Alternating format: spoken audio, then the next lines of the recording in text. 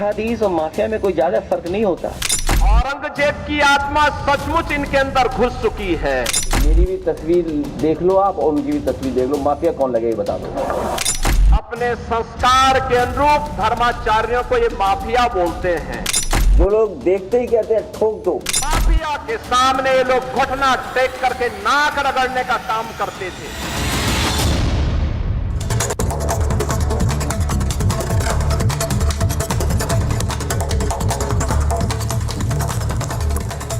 नमस्कार, आपके साथ मैं हूं सुजाता कुकरेती। आप देख रहे हैं अपना फेवरेट शो महाभारत। और महाभारत में आज बात होगी नामकरण वर्सेस आक्रमण की।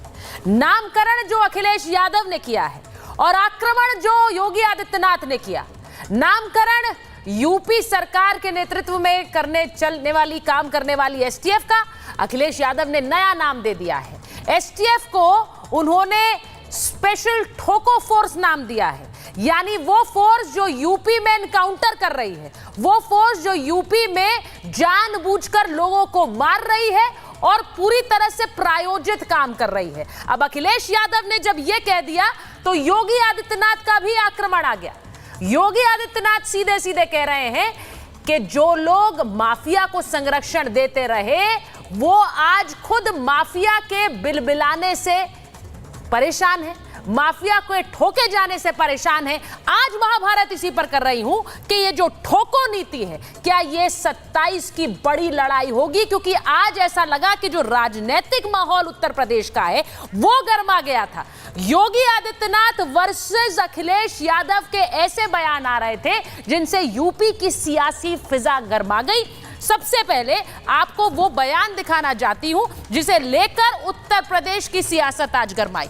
एसटीएफ यानी सरेआम ठोको फोर्स, सरेआम अपराधियों को ठोकते रहो और उनको ठोको जो आपकी जाति के नहीं है, यही कहना चाह रहे हैं अखिलेश यादव। तो आपको बताती हूं कि एसटीएफ क्या है। अखिलेश यादव का ये बड़ा हमला, वो कह रहे हैं यूपी ठोको नीति पर चल रहा है। एसटीएफ सरेआम ठोको फोर्स बन गई है, यानी किसी को भी कहीं भी ठोक दो। 10% जनसंख्या वालों को 90% तैनाती दी गई है इस एसटीएफ में, वो कह रहे हैं।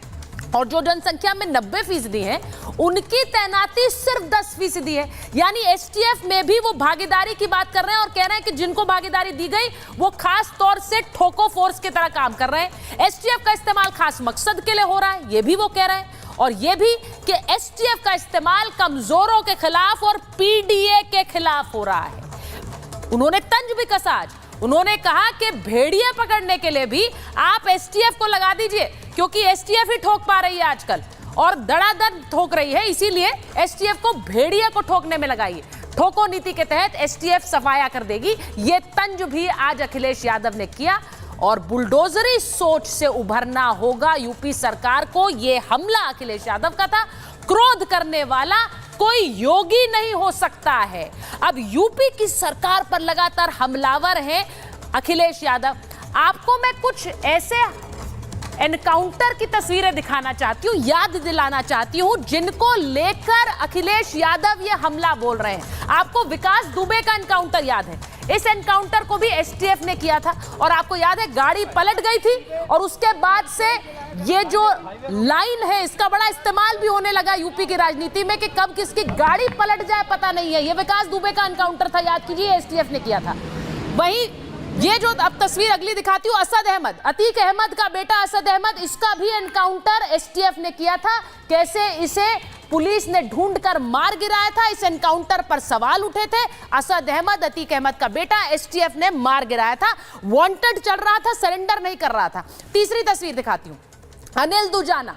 ये बड़े बड़े नाम हैं और ये वो माफिया के नाम हैं जिनकी धरपकड़ के लिए यूपी पुलिस लगी हुई थी। अनिल दुजाना एसटीएफ ने एनकाउंटर किया। ये मई 2023 की तस्वीर है। ये वो बड़े बड़े एनकाउंटर हैं जिनको लेकर अखिलेश यादव सवाल उठा रहे हैं और योगी आदित्यनाथ की सरकार पर सवाल उठा रहे हैं। लेकिन योगी आदित्यनाथ ने भी आज जमकर हमला किया है। वो ये कह रहे हैं कि जो लोग माफिया को संरक्षण देते आए उन्हें तो तकलीफ होगी ही कि एसटीएफ चुन चुनकर सफाया कर रही है। आपको बताती हूं कि आज अखिलेश वर्सेस योगी कैसे हुआ है। योगी आदित्यनाथ ने कह दिया माफिया के सामने इन लोगों ने घुटने टेक दिए हैं। यानी कि माफिया के सामने टोटल सरेंडर है। अखिलेश कह रहे हैं क्रोध करने वाला योगी नहीं हो सकता है, सीधा हमला योगी आदित्यनाथ पर।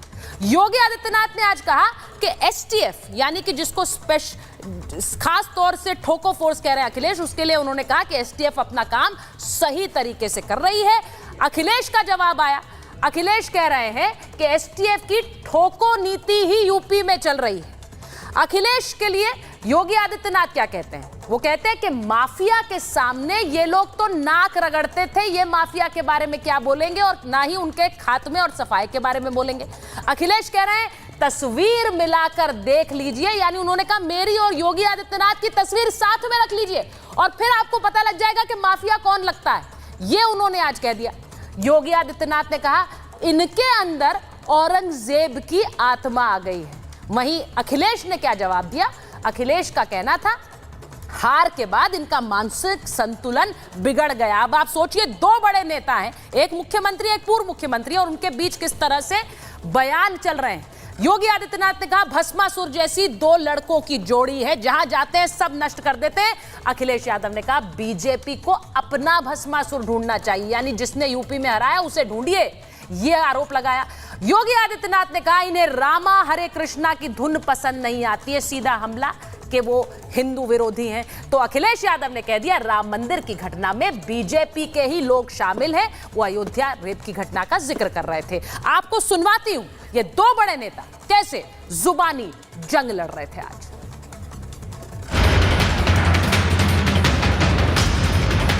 गीदड़ की समस्या का समाधान के लिए ये भी केस एसटीएफ को ट्रांसफर कर देना चाहिए। जो लोग देखते ही कहते हैं ठोक दो, कम से कम उस एसटीएफ को ये नया काम देना चाहिए कि गीदड़ों को भी ठोक दें।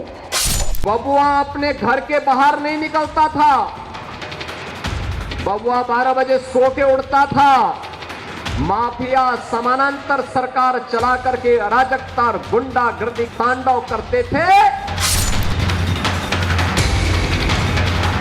मेरी भी तस्वीर देख लो आप और उनकी भी तस्वीर देख लो, माफिया कौन लगे बता दो।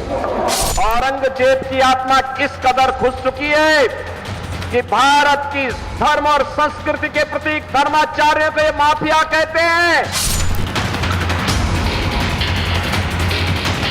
मठाधीश और माफिया में कोई ज्यादा फर्क नहीं होता। या संगठित अपराध में संलिप्त माफिया को के सामने ये लोग घुटना टेक करके नाक रगड़ने का काम करते थे। ये पहले दिन से स्ट्रेटजी है भारतीय जनता पार्टी की कि समाजवादी पार्टी को कैसे बदनाम किया जाए, और अगर कहीं कोई मुस्लिम है तो बदनाम समाजवादी पार्टी को। किसी भी जिले का जो जितना बड़ा माफिया था, जितना बड़ा गुंडा था, वह समाजवादी पार्टी का शागिर्द था। मेरे साथ महाभारत में जो मेहमान जुड़ रहे हैं, परिचय आपसे करा देती हूं। बीजेपी के प्रवक्ता शिवम त्यागी जी को आप देख सकते हैं। हमारे साथ ex DGP UP Vikram Singh ji जुड़ रहे हैं। हमारे साथ जुड़ रहे हैं डॉक्टर अजीज खान, राष्ट्रीय प्रवक्ता हैं समाजवादी पार्टी के। विवेक श्रीवास्तव जी हैं हमारे साथ, राजनीतिक विश्लेषक हैं, लेफ्ट का पक्ष रखते हैं। मैं एक बात सीधे सबसे पहले डीजीपी सर आपके साथ शुरुआत कर लेती हूँ, क्योंकि मुझे लगता है यूपी पुलिस की इस फोर्स को आपसे ज्यादा तो किसी ने नहीं देखा है। अब एसटीएफ यानी एक खास टीम का चयन उस पुलिस फोर्स से किया जाता है कुछ खास असाइनमेंट्स के लिए, अगर हमारे दर्शक इसे इस तरह से समझे, लेकिन उसको अब अखिलेश यादव कह रहे हैं ये ठोको फोर्स है, यानी कि ये खास तौर से कुछ चुनिंदा अपराधियों को ठोकने के लिए बनाई गई एसटीएफ है, जिसमें पीडीए भी नहीं है, जिसमें सिर्फ खास जाति के लोग हैं। इसको आप कैसे देखते हैं, पहले तो ये बताइए। तो चरिता जी नमस्कार। ये बिल्कुल अनर्गल और बेबुनियाद आरोप है। एसटीएफ एक बहुत ही व्यवसायिक दक्ष यानी प्रोफेशनल ऑर्गेनाइजेशन है, और इसमें स्वेच्छा से अधिकारी कर्मचारी आते हैं जिनके अंदर एक जज्बा होता है अपराध के विरुद्ध, अपराधी के विरुद्ध एक अभियान चला के काम करने का, और सर्वोच्च अपना जो सर्वस्व न्यौछावर है उसकी जरूरत पड़े तो वो भी दे देते हैं। एसटीएफ एक वो बल है जिसकी कन्विक्शन रेट सर्वाधिक है। ह्यूमन राइट्स के कोई वायलेशन की कोई शिकायत नहीं आई है, लेकिन ये जरूर है कि जब आप किसी के ऊपर चोट करते हैं और ऐसी चोट करते हैं कि माफिया संगठित अपराधियों की कमर तोड़ देते हैं, तो आप किसके दुश्मन नंबर 1 हो जाते हैं। जाहिर है सुचेता जी, जिसके कमाऊ पूत होंगे, उन कमाऊ पूत का जब निस्तारण होगा तो जिनकी यहाँ कमाई जाती है वो तो पीड़ित होंगे ही। और ये जातीयता का पुट जो है, ये राजनेता को ही शोभा देता है। हम पुलिस अधिकारीगण यूनिफॉर्म पहनते हैं, यूनिफॉर्म का मतलब ही ये होता है एक रूपता, यूनिफॉर्मिटी। हमारे यहाँ न कोई कास्ट होता है न कम्युनिटी होती है, हम सब एक होते हैं। मैं IG/ST 4 साल रहा, उसके बाद ADG था, DGP था, आज तक कोई जातीयता की बात। जी, DGP सर की आवाज चली गई है। उन्होंने कहा कि उन्होंने STF का भी जिम्मा संभाला है और STF का जिम्मा संभालते हुए क्या वो भी ठोको फोर्स बन गए थे। मैं जरा ये पूछना चाहती थी उनसे, चले गए हैं, उनका सिग्नल फिर से आएगा, हम वापस जोड़ते हैं उन्हें। लेकिन मैं अजीज खान साहब आपके पास आ रही हूँ। वहां पर जहां आप मौजूद हैं, मुझे बताया टीम ने, आप कश्मीर में, यूपी से बाहर है। अब कश्मीर में आपके एक साथी है जो वहां बांटने का काम पहले से ही करते हैं। वो ये बोल देते हैं कि बाहरी लोग यहाँ आते हैं, कश्मीर के लोगों में बाहरी वाली यानी भारत के लोग बाकी जगहों से आए तो वो बाहरी हो जाते हैं। आपके नेता STF में भी बंटवारा करने पर आमादा है। भाई क्यों कर रहे हैं? जाति देखिए, STF में जाति दिखा रहे हैं और कह रहे हैं ठोको फोर्स बनी है कुछ खास लोगों के लिए काम करने के लिए। देखिए सुचेता जी, आपने कश्मीर का जिक्र किया। यकीनन मैं कश्मीर में हूं। ये भाई इको आ रही है, जरा PCR ठीक करो इसे प्लीज, PCR जरा ठीक करो। और मुझे यहां आने का मौका मिला, प्लीज इसको PCR ठीक करें आप जी। सुचेता जी जरा ठीक करवाइए इसे। करवा रहे हैं सर, आप बोलिए प्लीज, कंटिन्यू, उसको ठीक करा देते हैं। मैं कह रहा था सुचेता जी कि मैं कश्मीर में हूं जी। और आज मुझे यहां देखने का यह मौका मिल रहा है कि किस तरह ये बीजेपी है, जो बीजेपी किस तरह यहां पर भी लोगों को प्रताड़ित कर रही है, परेशान कर रही है। यहां की आवाम किस तरह परेशान है, यह बहुत बड़ी बात है, क्योंकि आवाम की सुनी नहीं जा रही है और आवाम यहां पर परेशान है। और इसको कहीं ना कहीं एक बड़े लेवल पे इस पर्सपेक्टिव को देखा जा रहा है। आवाज, ये फोन कट गया, देखिए सर फोन कट गया। नहीं, आपकी आवाज आ रही है, बोलिए। फोन पर कट गया सुचेता जी, आप बोलिए सर, आवाज आ रही है आपकी। ठीक है, मैं एक बार वापस आती हूँ, जरा उनका चेतन जरा उनका ऑडियो ठीक करवाइए। मैं तब तक शिवम त्यागी के पास जा रही हूँ। शिवम जी, ये बहुत बड़ा आरोप अखिलेश यादव लगा रहे हैं और आजकल ऐसा हो गया है कि रोज हम यूपी में अखिलेश वर्सेस योगी आदित्यनाथ देख रहे हैं। ऐसा लगता है एक सवाल देता है, दूसरा जवाब दे देता है, दूसरा सवाल छोड़ता है, पहला जवाब देता है। लेकिन ये सवालों के घेरे में आम आदमी जो यूपी का होगा वो सोच रहा होगा वाकई STF क्या ठोको नीति पे काम कर रही है, एक खास समुदाय के लिए काम कर रही है? ये सवाल मन में आएगा। सुचारिता जी, मैं कहता हूं ये तो होना चाहिए लोकतंत्र में, चलिए, कि नेता पक्ष और विपक्ष दोनों एक दूसरे से बात करें, संवाद करें और एक दूसरे पर जो है आक्षेप करें। लेकिन जो STF वाला जो विषय है ये अपने आप में बहुत गलत है। और मैं खास तौर पर जो ठोको नीति और इस तरह की बातें अखिलेश यादव कर रहा है, एक्चुअली गलती उनकी है नहीं। जो माफियाओं से करे प्यार वो STF को कैसे करेगा स्वीकार? जो अतीक अहमद और मुख्तार का हो यार, वो यूपी के STF को कैसे करेगा स्वीकार? भाई, जिस STF ने उनके एक जमाने के सांसद और पूर्व सांसद और पता नहीं इतने बड़े बड़े नेताओं को मिट्टी में मिला दिया, वो STF कैसे अखिलेश यादव को पसंद आ जाएगा? जिस STF ने विकास दुबे जैसे दुर्दांत अपराधी को मिट्टी में मिला दिया, जिसने 8 पुलिस वालों की जो है हत्या कर दी थी, उनको 8 पुलिस वालों से कोई फर्क नहीं पड़ता, लेकिन उनको तो अपना जो प्यार था विकास दुबे वो याद आता है। उनको तो वो अनिल दुजाना याद आता है जिसके ऊपर 60 से ज्यादा मुकदमे थे। उनको कहां फर्क पड़ता है इस बात से कि उस अनिल दुजाना ने उत्तर प्रदेश और नोएडा में किस तरीके से कितने लोगों की जमीनें कब्जाई हुई थी और क्या हाल किया हुआ था। अखिलेश यादव को इस बात से क्या फर्क पड़ता है कि असद जो इसके अतीक अहमद के बेटे थे, उसने उमेश पाल को मतलब सड़क पर जो है दिन के उजाले में गोलियों से भून दिया था। उनको तो इस बात से फर्क पड़ता है कि एक जमाने में उनके पिताजी का करीबी अतीक अहमद, जिनके कुत्ते से हाथ मिलाते थे मुलायम सिंह यादव, उनके बेटे को मार दिया STF ने। यह दिखाई नहीं देता कि वो जो बेटा है वो गैंगस्टर था, वो गुंडा था, वो मवाली था। बहुत साफ बात है। हम ना जाति देखते हैं अपराधियों में, ना किसी डिपार्टमेंट में, और देखनी भी नहीं चाहिए। मुझे लगता है कि पिछले कुछ दिनों में जब से ये लगातार अलग अलग तरह के केसेस हुए हैं, अलग अलग लोगों पर कार्रवाई हुई है और इत्तेफाक से वो समाजवादी पार्टी के नेता निकले, अखिलेश जी जो है अपना मानसिक संतुलन खो बैठे हैं और लगातार इस तरह की बातें कर रहे हैं।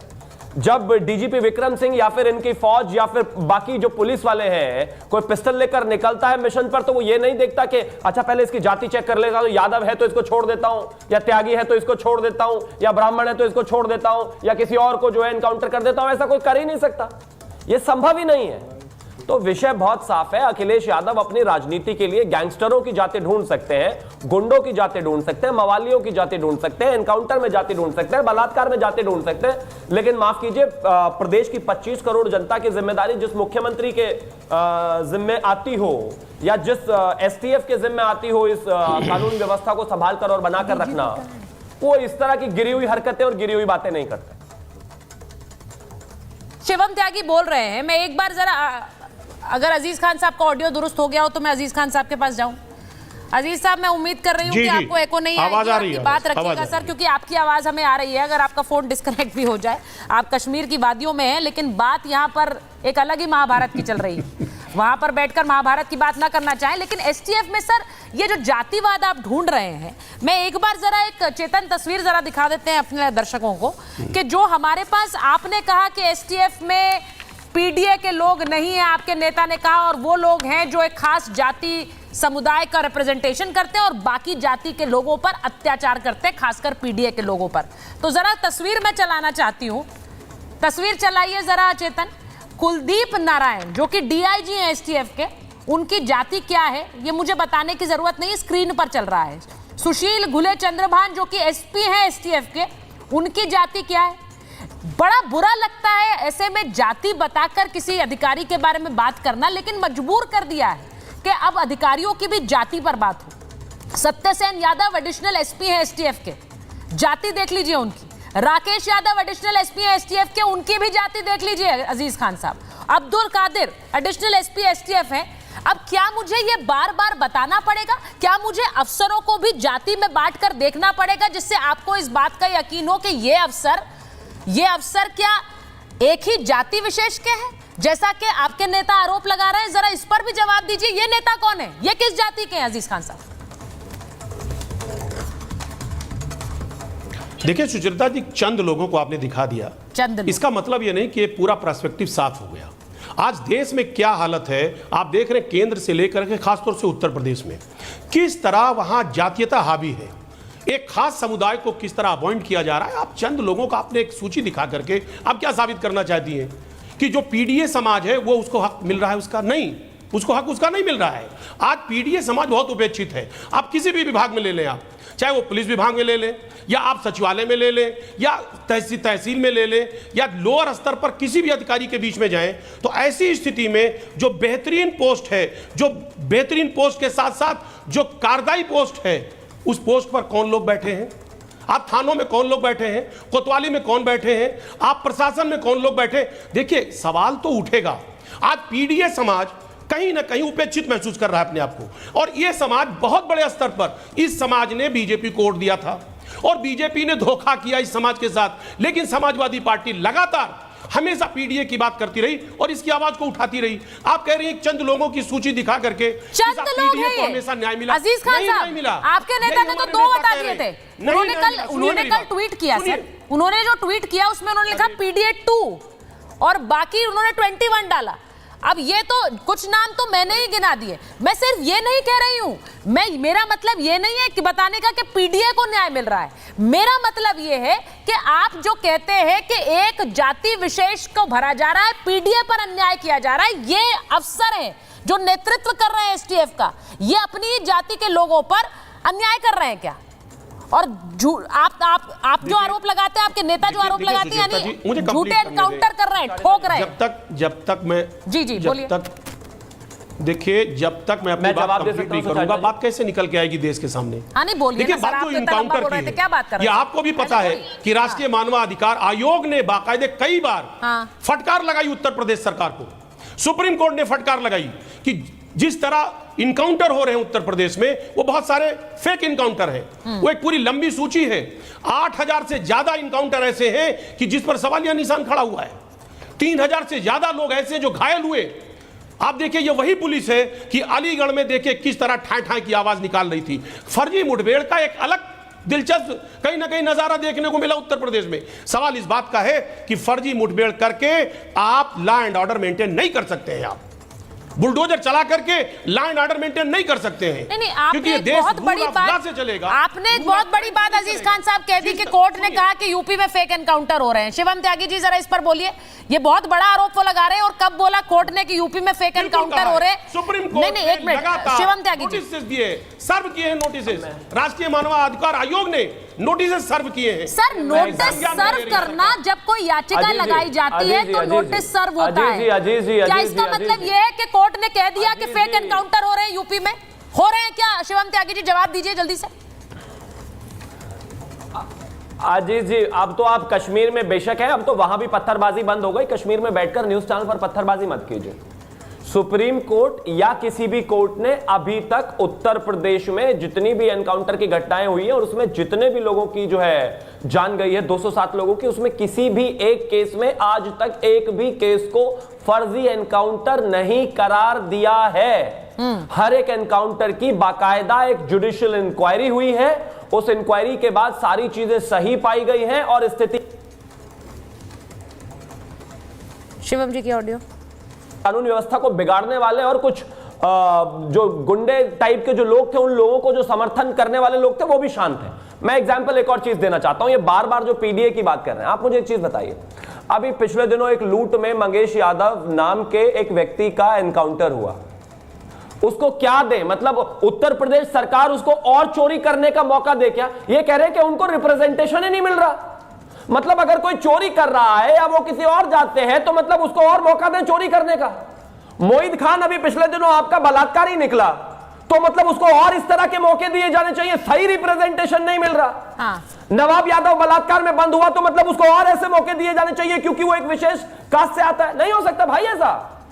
कास्ट के आधार पर रिप्रेजेंटेशन नौकरियों में होना चाहिए, देश की अच्छी अच्छी पोजीशंस में होना चाहिए। अब क्या बलात्कार में भी कास्ट में रिप्रेजेंटेशन चाहिए आपको, या गुंडागर्दी में भी रिप्रेजेंटेशन चाहिए आपको? गजब बात हो गई।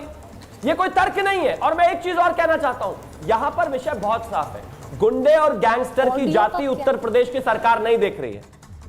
सपा देख रही होगी, वो देखते रहे, उनको बहुत बहुत शुभकामनाएं। और एक भी फेक एनकाउंटर नहीं है। ये नोटिस होगा, ये होगा, इस तरह से देश को झूठ बोलना, बरगलाना बंद करें। एक भी फेक एनकाउंटर नहीं है। अब इनकी नजर में फेक है तो इसका यह मतलब नहीं है कि समाजवादी के कोर्ट में कोई कन्विक्ट होने वाला है, नहीं होने वाला। तो उत्तर प्रदेश के बारे में इस विषय में कोई भी बदनामी होनी ही नहीं चाहिए, क्योंकि यह सवाल ही नहीं उठता। अभी तक कोर्ट ने कुछ भी ऐसा नहीं कहा है। यही बात कह रही थी अजीज खान साहब ने कहा, कोर्ट ने कहा यूपी में फेक एनकाउंटर्स हो रहे हैं। सर, उसमें और याचिका पर नोटिस भेजने में दोनों में अंतर है। अब मैं विवेक जी आपके पास आ रही हूं, देरी से आ रही हूं, जरा माफ कीजिए। ये बताइए कि जो ये पूरा जो एक बवंडर उठ खड़ा हुआ है, एसटीएफ को सरेआम ठोको फोर्स कहना, और डॉक्टर विक्रम सिंह भी हमारे साथ जुड़े हुए हैं, उनके पास भी जाऊंगी। लेकिन विवेक जी जरा ये बता दीजिए कि जो सरेआम ठोको फोर्स वाली बात कह रहे हैं, इससे एक तरह का विश्वास हिलाने की कोशिश है ये कि भाई यहाँ की जो पुलिस है वो सरेआम ठोक रही है, मार रही है, जाति विशेष के इशारे पर काम कर रही है, और एक जाति विशेष कुछ जातियों के खिलाफ, पीडीए के खिलाफ काम कर रही है। ये विभाजन इस फोर्स को लेकर क्यों हो रहा है विवेक जी? नहीं, देखिए, पूरी की पूरी जो राजनीति है उत्तर प्रदेश की अगर हम देखेंगे तो वो बड़ी कॉम्प्लिकेटेड हो चुकी है योगी आदित्यनाथ जी के आने के बाद। पहली चीज तो अब वो योगी नहीं रहे। ये शब्द मेरे नहीं है, ये माननीय शंकराचार्य जी के हैं, अभिमिक्तेश्वर जी के, जिन्होंने ज्योतिष पीठ उत्तराखंड से बैठ करके कहा कि एक व्यक्ति दो कुर्सियों पर नहीं बैठ सकता। सन्यासी है तो सन्यासी की कुर्सी पे बैठेगा, और राजनेता है तो राजनेता की कुर्सी पे बैठेगा। जब उनसे काउंटर क्वेश्चन किया गया कि ये साहब तो पहले सन्यासी थे, अब बन चुके हैं मुख्यमंत्री, तो उन्होंने सीधा कहा अब ये सन्यासी नहीं रहे। तो योगी आदित्यनाथ एक पॉलिटिशियन है, सत्ता में रहना चाहते हैं, बीजेपी की पॉलिसीज पर चलते हैं, ये एक सच्चाई। दूसरी बात, एसटीएफ होता क्या है और एसटीएफ में और नॉर्मल पुलिस में क्या फर्क होता है? स्पेशल टास्क फोर्स के कुछ स्पेशल पावर्स होते हैं, कुछ स्पेशल परमिशंस होती हैं, कुछ स्पेशल केसेस में इनको भेजा जाता है।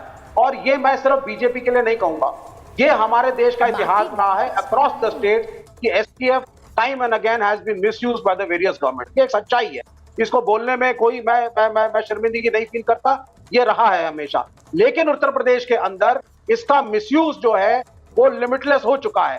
जब से योगी आदित्यनाथ आए हैं, जिस तरह की इमेज उन्होंने देने की कोशिश करी है, स्लॉटर हाउसेस के डिमोलिशन से लेकर के मुख्तार अंसारी जिस तरीके से मरे, जिस तरीके से मृत्यु हुई अतीक अहमद की, सही या गलत, आज लोग कहते हैं साहब किसी ने उसको आके मार दिया, वो तो बहुत बुरा आदमी था। अरे he was in the police custody. आपकी यूपी की पुलिस क्या कर रही थी?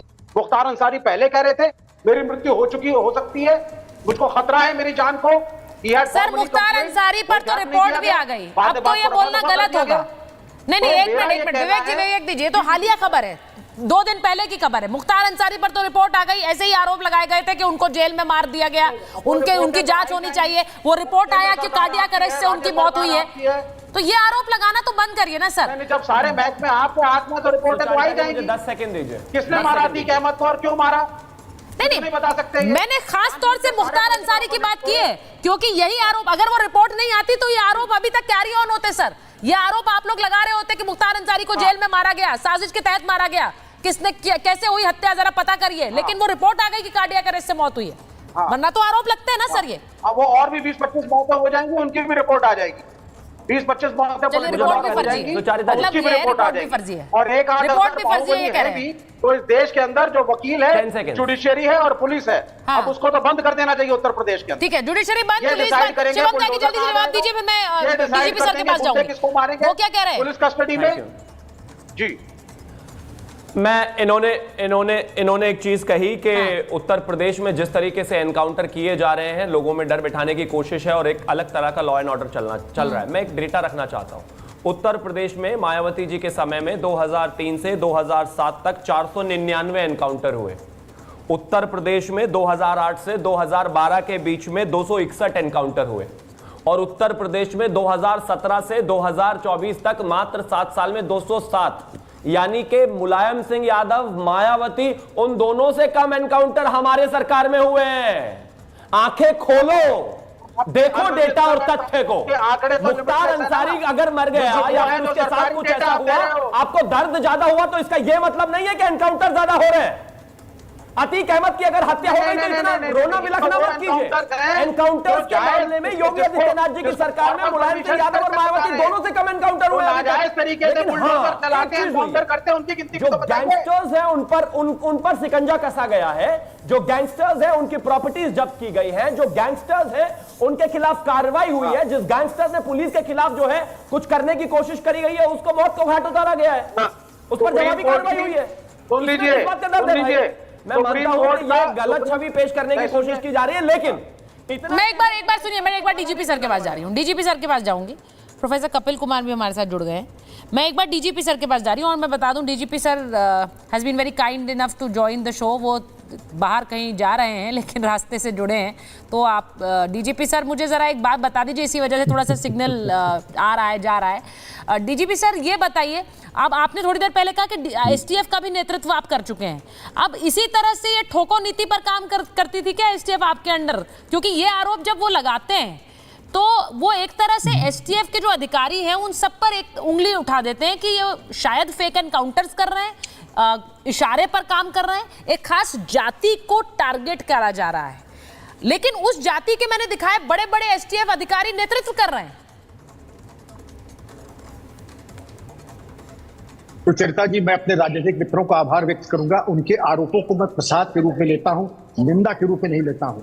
और उनके अगर आरोपों में 1% भी अगर सच्चाई होती तो अब तक एसटीएफ के तमाम अधिकारी जेल चले गए होते हैं। वास्तविकता यह है कि त्रुटि विहीन, जीरो एरर से एसटीएफ काम करती है, साइंटिफिक इन्वेस्टिगेशन करती है। मैं 4 साल आईजी रहा हूं और यूपी के अलावा 4-5 स्टेट में मैंने एसटीएफ के खोलने में उनकी मदद की है, टेक्नोलॉजिकल इनपुट्स उनको दिए हैं। इन्वेस्टिगेशन कैसे किया जाता है, तभी एसटीएफ के इन्वेस्टिगेशन का 90% सक्सेस है। ह्यूमन राइट्स वायलेशन का एक केस नहीं, लेकिन हमारे राजनीतिक मित्रों को वो सूट नहीं करेगा। क्यों सूट नहीं करेगा? क्योंकि जितने भी बाहुबली हैं उनका निस्तारण कानून की परिधि में रहते हुए एसटीएफ ने किया। अब जब माफिया का उन्मूलन हो रहा है, बाहुबलियों का उन्मूलन हो रहा है, तो एक वर्ग को बहुत पीड़ा होगी और वो पीड़ा प्रस्फुटित होकर के आपके सामने आ रही है। वास्तविकता यह है कि जनता एसटीएफ की जो इज्जत और जो विश्वसनीयता है वो आसमान छू रही है। इसलिए नहीं कि मैं उसका 4 साल आईजी रहा हूं या उसका एडीजी रहा हूं डीजीपी के, बल्कि एसटीएफ ने यूपी से बाहर जाकर के मुठभेड़ें की हैं और प्रशासन का और पुलिस का नाम और वर्दी का नाम उज्जवल किया है। सुचरिता जी, कह देना तो बड़ा आसान है, एक भी ह्यूमन राइट्स का वायलेशन का कोई केस बता दे। रही जात पात की बात, जब मैं आईजी था, वो फर्क अगर आप जब आईजी थे वो इतिहास हो गया, इतिहास के उसमें अगर आप जाए तो वही संग बुनियाद की मेरा सीए जो गोपनीय काम करता था बरकत अली, मेरा ऑफिस इंचार्ज रिजवान अहमद जिसको कि 2 बार आउट ऑफ टर्न प्रमोशन मिला, और इसके अलावा कितने नाम आपको बता दूं, साहब रशीद खान डिप्टी एसपी। यहाँ तक अगर आप ये कह दें कि एक बहुत बड़ी संख्या में हमारे ऑफिसर हर वर्ग के थे, हम सभी वर्ग को बिलोंग करते हैं, सारे वर्ग हमारे हैं। जातीयता देख करके हमारे राजनीतिक मित्रों को शोभा देता है। एसटीएफ एक प्रोफेशनल फोर्स है जहां जात धर्म संप्रदाय का कोई स्थान नहीं है। अगर होता तो ये विश्वसनीयता एसटीएफ की नहीं रहती। और ये जो जात का झुंझुना बजा करके हमारा राजनीतिक मित्र कर रहे हैं और हमारे एसटीएफ ऑफिसर्स की गोपनीयता भंग कर रहे हैं, ये काउंटर प्रोडक्टिव होगा। कैसे हम लोग तो खैर वैसे भी भय क्या होता है हम जानते नहीं, और पैनिक क्या होता है हम जानते नहीं, लेकिन ये उनके और उनके परिवारों के साथ अहित होगा अगर हम अधिकारियों का नाम और उनकी जात सार्वजनिक रूप से इलेक्ट्रॉनिक मीडिया पे कहीं अन्य तरह हम दिखाएं। मैं आपसे बिल्कुल सहमत हूं सर, इसीलिए मैंने कहा कि कभी किसी अधिकारी की जाति बताकर बात करना ये हमने देखा नहीं, और हम अगर आज मैं उसकी बात कर रही हूं तो मुझे अच्छा भी नहीं लग रहा है, क्योंकि हम अफसरों की जाति पूछें और फिर सोचें कि अच्छा जाति इस जात के हो इसीलिए यहाँ हो, ये वाली सोच बड़ी खराब है। और वो जो वहाँ है वो अपनी काबिलियत की वजह से है, वो अपनी काबिलियत की वजह से है। विवेक जी, विवेक जी, विवेक श्रीवास्तव जी, विवेक श्रीवास्तव जी, आज आप एक आज इसीलिए मिला है आरोपों के बावजूद की वो जाति विशेषता है। विवेक श्रीवास्तव जी, मैं सिर्फ ये कहना चाहती हूँ, इसे मैं इससे सिंपलर नहीं समझा पाऊंगी कि विवेक श्रीवास्तव जी आज यहाँ पर बैठकर तर्क कर पा रहे हैं, डिबेट कर पा रहे हैं, वो उनकी काबिलियत है। वो श्रीवास्तव हो, वो शर्मा हो, वो यादव हो, वो दुबे हो, उससे नहीं है, उनकी काबिलियत है, इसीलिए वो पैनलिस्ट हैं सर। ये सीधी सी बात है। तो हम अधिकारियों को हम तो कहीं पे नहीं देख रहे, तो हम अब एसटीएफ में अपनी पुलिस फोर्स में जातियां ढूंढने लगे, तो ये बहुत ही सैड होगा सर, बहुत दुखद है, और इसको बांटने वाली ही कहूंगी मैं। अब अगर ऐसा है, आपने जो कहा सर, आपसे बात कर रही हूं उस समय देख लीजिए, एनकाउंटर में जाति, एफआईआर में जाति, देख लीजिए, एक जाति विशेष को प्लेकेट करने के लिए की गई ना सर। बुलडोजर एक्शन में भी जाति धर्म है, ट्रांसफर पोस्टिंग में भी जाति धर्म है, नौकरी में भी जाति धर्म है। काउंटर तो दूर की बात है।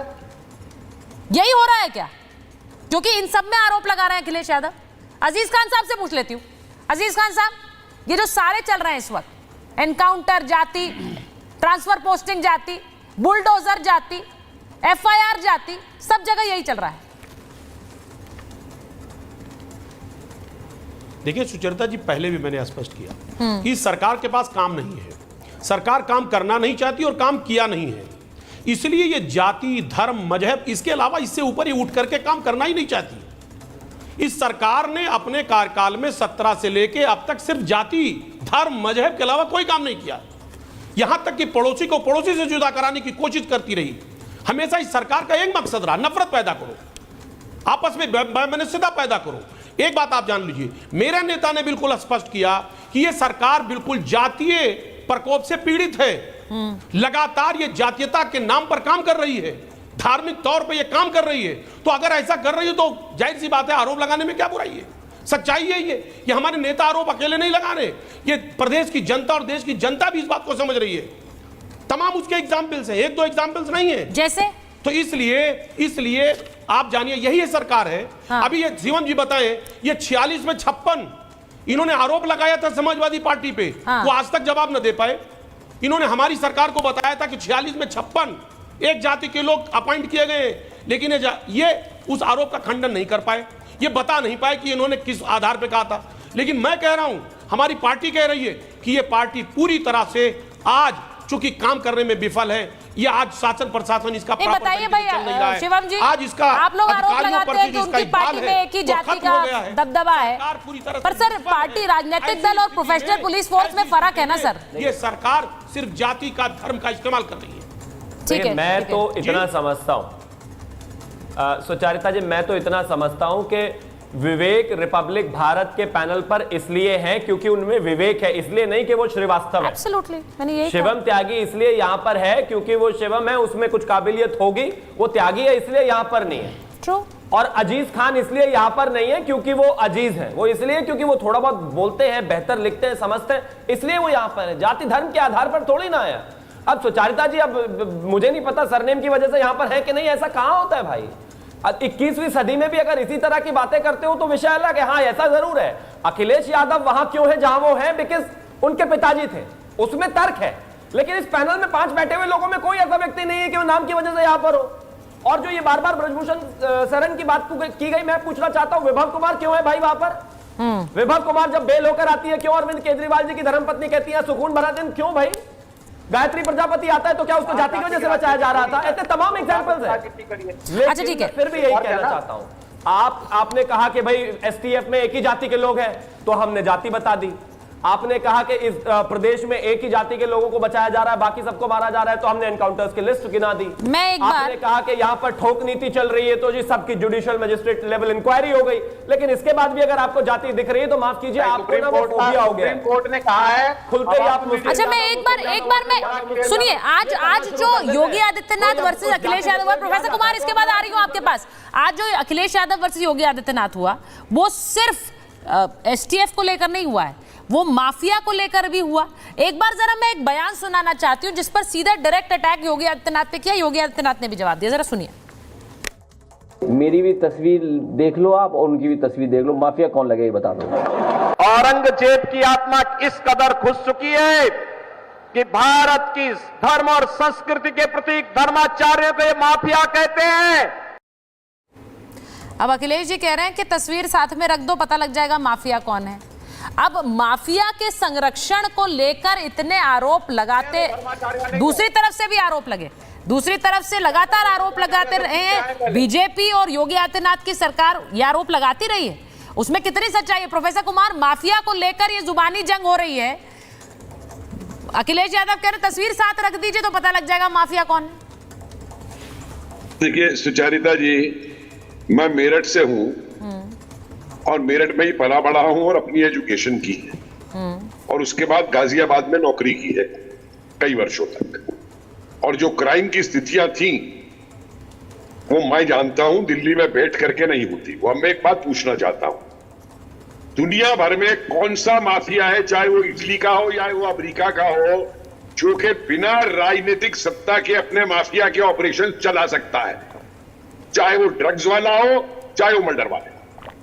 आप अभी कह रहे थे कि यूपी के न्यायालय बंद कर देने चाहिए।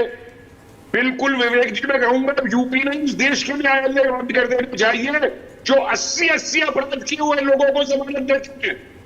आदमी कत्ल करके यूपी के अंदर उसकी पैरोल बुलंदशहर में वो वापस आता था, चौराहे में 4 गवाहों को गोली मार देता था, केस खत्म। जरा इन चीजों को भी बढ़ के देखिए, इन चीजों को देखिए। और मुझे बताइए कौन सा क्रिमिनल है जिसके ऊपर अखिलेश यादव जी ने आज तक क्लीन चिट दी हो पुलिस को? एक क्रिमिनल का नाम बताइए। आवाज नहीं आ रही क्लियर। जिनको 50-50 केस चल रहे हैं उनकी पैरवी करते हैं। ठीक है प्रोफेसर कुमार, आवाज क्लियर नहीं आ रही है आपकी, आवाज क्लियर नहीं आ रही है, वापस ठीक करा के आती हूँ। सीधे जो वो बात कह रहे हैं कि माफिया राज और संरक्षण की बात तो कह रहे हैं, मैंने शुरू से देखा है, मैं मेरठ का रहा हूं। मैं एक बार डीजीपी सर कुछ कहना चाह रहे हैं, डीजीपी सर एक बार डीजीपी सर कुछ कहना चाह रहे हैं, बोलिए सर। सुचरिता जी, 2 फोटो अब मैं भी दिखाना चाहूंगा आपको। एक फोटो में पूर्व मुख्यमंत्री एक माफिया के कुत्ते से हाथ मिला रहे हैं और दूसरी फोटो में मुख्यमंत्री कह रहे मिट्टी में मिला दूंगा। आप स्वयं निष्कर्ष ले लीजिए कौन गंभीर है और कौन कैजुअल है। ये मुझे बताने की जनता सब देख रही है और जनता जनार्दन है, वो अपना निष्कर्ष खुद निकाल लेगी। मैं आपको एक आर्टिकल बताना चाहूंगा। सुभाष मिश्रा बड़े अच्छे जर्नलिस्ट थे, अब दिवंगत हो गए हैं। इंडिया टुडे में उन्होंने लिखा था कि इनके कार्यकाल में एक जात विशेष के लोग गाजियाबाद, नोएडा और जितने भी महत्वपूर्ण स्थान थे वहां एक जात के विशेष थे। आप गूगल करके उस आर्टिकल को देख लें। इस तरीके के कुतर्क प्रस्तुत करने से आपका ताश का घर बहुत ज्यादा चलने वाला नहीं है। सच्चाई सबके सामने जग जाहिर है और उन्होंने जब मौका मिला एक बिरादरी को आगे बढ़ाने में, रिक्रूट करने में कोई कसर छोड़ी नहीं। जहां तक कि UP state public service commission में ऐसा भ्रष्टाचार कभी हुआ नहीं कि सीबीआई जांच करे। जरा इन तथ्यों को भी देख लीजिए। जनता आज मूर्ख नहीं है कि अनर्गल आरोपों को लेकर के कोई धारणा बना ले। धारणा बनती है अवधारणा और तथ्यों के आधार पर। तथ्य बिल्कुल विपरीत है। दो चित्र मैंने आपको रखे, जरा वो भी देख करके निष्कर्ष निकाल लीजिए कि कौन सार्थक है कौन निरर्थक है। दो चित्र सामने रख दिए गए हैं अजीज खान साहब, सुन लिया आपने, दो चित्र सामने रखे हैं। वो कह रहे हैं कि माफिया कैसे पहले की तस्वीर हुआ करती थी, माफिया के संरक्षण की मुझे बोलने की जरूरत नहीं है, वो कह रहे हैं। और इस पर बहुत चर्चाएं हुई हैं। अतीक अहमद के समय जब हम उस कवरेज को कर रहे थे, आप लोग जानते हैं कितनी उस पर कवरेज हुई है। अच्छा, विवेक जी बोलना चाह रहे हैं पहले। विवेक जी बोलिए, क्या बोल रहे हैं आप? विवेक जी को बोलने दीजिए। अब तो सरकार खुद ही माफिया की तरह बिहेव कर रही है। योगी आदित्यनाथ खड़े होकर असेंबली में कहते हैं मिट्टी में मिला देंगे। ये लैंग्वेज है चीफ मिनिस्टर की। जब अखिलेश जी क्वेश्चन करते हैं, नहीं तो सर एक मिनट, माफिया को मिट्टी में मिला देंगे कहने में दिक्कत क्या है सर? विवेक जी, क्या दिक्कत है उसमें अगर एक चीफ मिनिस्टर ये कह रहे हैं माफिया को मिट्टी में मिला देंगे? ये तो जनभावना है, लोग चाहते हैं कि मिट्टी में मिला दें। मंत्री कौन होते हैं? नहीं, लोग चाहते हैं। उस जनभावना का अगर सम्मान एक सिटिंग चीफ मिनिस्टर कर रहा है तो दिक्कत क्या है सर? आप नहीं, बिल्कुल नहीं, गलत कह रहे हैं। नहीं, गलत कैसे? ये आप तय कैसे करेंगे कि वो गलत कह रहे हैं? ये तो जनता तय कर देगी ना सर। उन्होंने क्या गलत कहा? उन्होंने कहा माफिया को मिट्टी में मिला देंगे। किसी भी अपराध को मिट्टी में मिलाना क्या गलत कहना है? नहीं, वो डिप्लोमेटिक मत बोलिए आप। This is not diplomatic sir, you are twisting the story. ये डिप्लोमेटिक नहीं है, आप इसे अलग रंग दे रहे हैं। माफिया को मिट्टी में मिला देना क्या होता है? जी बिल्कुल सही, टंकार के साथ स्पष्ट संदेश जाना चाहिए। हाँ, स्पष्ट संदेश जाना चाहिए विवेक जी। नो नॉनसेंस, जिसमें जीरो टॉलरेंस है। उनकी क्या आरती उतारी जाएगी? मैं जानना चाहूंगा, क्या उनकी आरती उतारी जाएगी तब तृप्ति मिलेगी हमें? ये बिल्कुल no nonsense, no nonsense zero tolerance theory होनी चाहिए। आपको रूल बुक को फॉलो करना पड़ेगा सर। आप रूल बुक के बियॉन्ड नहीं एक्ट कर सकते। रूल बुक ही आप पुलिस में हो या आप बताइए इसमें क्या रूल तोड़ा गया है? नहीं, आपने कौन सा रूल मैंने तोड़ दिया बता? मैं तो खुद कह रहा हूं, मैंने इस सेंटेंस को कई बार यूज किया है। और आप ये बता दें कौन सी रूल बुक मैंने ब्रीच की है, कौन सा रूल तोड़ा है मैंने माफिया की आरती नहीं उतारी और मेरी छाती पे कोई बोझ नहीं है, कौन सा बोझ नहीं है। मिट्टी में मिलना ही और मिट्टी में मिलाए जाएंगे, चाहे कोई कितना संरक्षण दे दे। अजीज खान साहब और शिवम जी को लीजिए। अजीज साहब और शिवम, एक बार मैं लास्ट कमेंट के लिए आ रही हूँ। अजीज खान साहब, लास्ट कमेंट है, समय नहीं है मेरे पास। देखिए सुचेता, देखिए नहीं बिल्कुल ठीक। देखिए सुचेता जी, एक बात आप समझिए, बार बार मैं कह रहा हूं, और डीजीपी साहब तो अधिकारी रहे हैं, बहुत ही सम्मानित अधिकारी रहे हैं। बिल्कुल। देखिए वो अगर रूल तोड़ने की बात कर रहे हैं और अगर ऐसी बात कर रहे हैं तो मुझे लग रहा मुनासिब नहीं है। लेकिन सरकारें होती हैं लोगों का संरक्षण करने के लिए, देखरेख करने के लिए, सही न्याय दिलवाने के लिए। अगर वो खुद ही अन्याय करने लगेंगे और खुद ही कोर्ट कचहरी हो जाएंगी तो फिर सरकार का कोई मतलब नहीं रहेगा। लास्ट वर्ड, सरकार का कोई मतलब नहीं रहेगा, फिर कोर्ट कचहरी बंद कर देना चाहिए। कोर्ट कचहरी बंद कर देना चाहिए, यानी वो कह रहे हैं कि मिट्टी में मिला दो, वो भी गलत है, कोर्ट कचहरी भी बंद कर दो, सब हो रहा है। शिवम की आवाज नहीं आ रही। शिवम बोलिए। मैं तो सिर्फ एक ही चीज कहना चाहता हूं कि देखिए, हमसे हाथ जोड़कर विनती है आपसे कि हमसे गैंगस्टर की आरती नहीं उतारी जाएगी। आपको उनकी आरती उतारनी है, उतारिए। उनको टिकट देना है, टिकट दीजिए। उनके पैर धो के पानी पीना है, पीजिए। आपको जो करना है करिए, हमसे ये काम नहीं होगा। और अगर कोई इस प्रदेश में कानून व्यवस्था बिगाड़ने की कोशिश करेगा तो किसी जाति धर्म संप्रदाय से आता हो, किसी पार्टी से आता हो, हाँ उसको मिट्टी में मिला देंगे अगर वो पुलिस पर और पूरी व्यवस्था पर। ये महाभारत तो जारी रहेगी, जिस तरह से आरोप लग रहा है महाभारत जारी रहेगी। जनता तय करेगी इसमें विजयी भव कौन होगा, जनता तय करेगी। बहुत बहुत धन्यवाद।